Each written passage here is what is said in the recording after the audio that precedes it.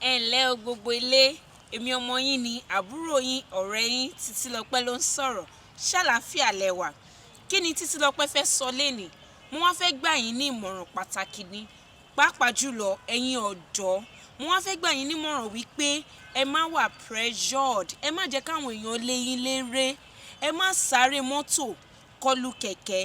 Ní ọ̀pọ̀ ìgbà nígbà tá a bá ń scroll through social media, bóyá Instagram ni àbí Facebook àbí YouTube, a máa ráwọn èèyàn tí wọ́n ń fi ọkọ̀ bọ̀gìnì tí wọ́n fi ń ya picture, tí wọ́n fi ilé bọ̀gìnì tí wọ́n fi ń ya picture. Níbi táwa jókòó sí nínú ilé wa, àwa máa lérò wípé ṣèbéyàn làwọn ẹni yìí, wọn ò ṣáà lórí méjì, báwo ni èmi ṣe wá yan tèmi látọ̀dọ̀ aṣẹ̀dá.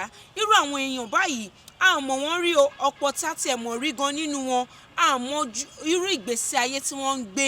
Àmọ́ nítorí nǹkan tá rí lórí social media yẹn, a máa wá rora wa pin, a máa ronú. Ẹlòmíì torí ìdí èyí á tiẹ̀ lọ parẹ́ wípé nígbà tí kò bá rí nǹkan kan gbé ṣe nílé ayé, kí wá ní àǹfààní tó fi ń gbélé ayé. Mo wá fẹ́ gbà ẹ́ níyànjú ni, ìwọ ọ̀rẹ́ mi, ìwọ ẹ̀gbọ́n mi, ìwọ àbúrò mi, má jẹ́ kí àwọn nǹkan tó ń rí lórí social media má jẹ́ kó lé ẹ léré.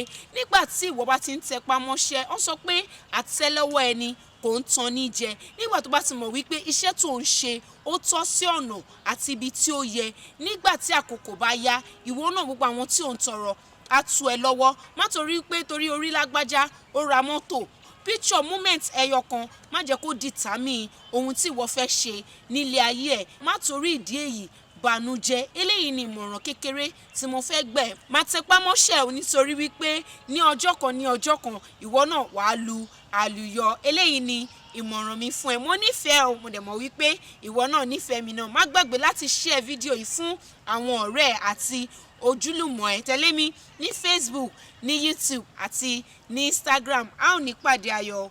Ó dìgbà.